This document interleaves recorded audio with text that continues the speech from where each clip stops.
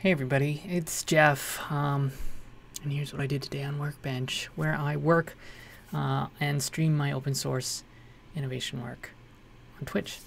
So I did a poll today on Twitter to see, or actually maybe yesterday, what project in my backlog I should take on today.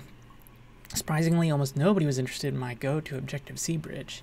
I guess I'm the only one with plans for what I could do with that.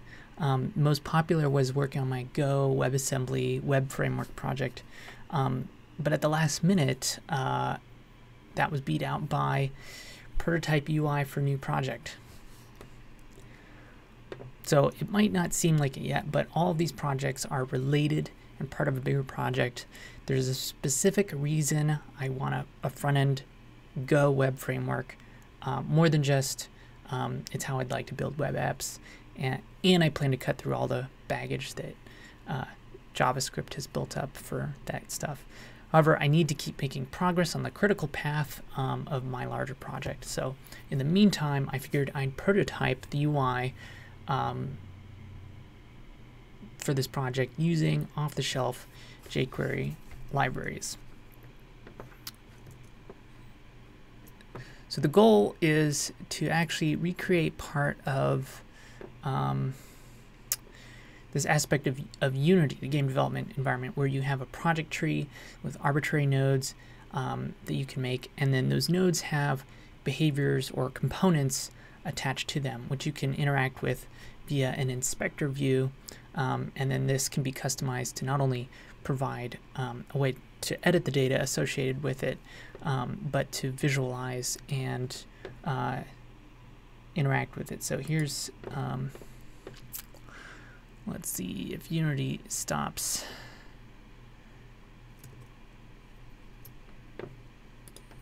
getting stuck here. So this tree of stuff they call a hierarchy are basically just nodes, and even though you can create certain kinds of nodes, really all those are nodes that are pre-populated with certain components on them. So you can see on this other side we have the inspector, and each of these categories here represents a component. Transform is built into all of them, and but you can basically add different components which represent different behaviors, and you can start combining them and building reusable components that can interact with other components and act as sort of like building blocks, and not only interact with the components on this node, but then have references to other nodes. Like you can see here, this is a reference to this other part of the UI so that it can do stuff with it. And you can of course like drag and drop things into these references. The key components here are this tree view and this property editor. And so luckily there are some alright jQuery libraries for each of these. So, and I want to use React. I want to kind of build this up in a kind of component-oriented way, but until I have the tools to do that the way I want it, I'm just going to prototype the old-fashioned way and just do everything with jQuery and smash a bunch of code together. So JSTree is actually pretty good. Like it's a obnoxious library to read the docs for and stuff like that, but in terms of like functionality and customizability, it's pretty great. And then the other one is this sort of lesser popular project, but it was really the closest one in terms of simplicity and kind of getting at this like property editor thing. There are a couple of other projects. Most of them were too complicated.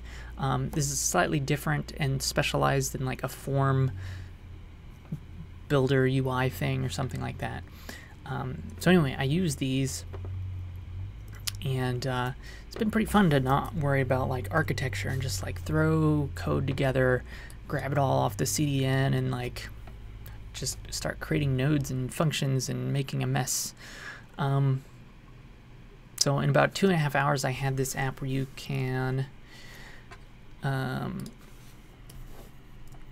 we have this tree here, and we can add new nodes.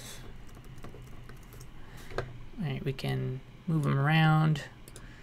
When we select a node, we see this property over here.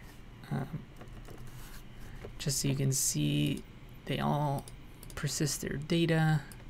We'll just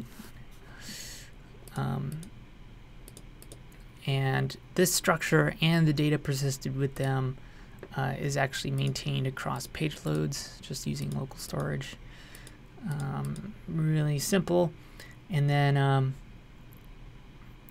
you know, we've got this great context menu add-on, which is perfect, so I can delete nodes, and I can also add components. And so this is where you know, I can actually just define some components here, and all that is defining some default values, you know, that this new data type is going to have, and then provide the metadata that the property editor wants.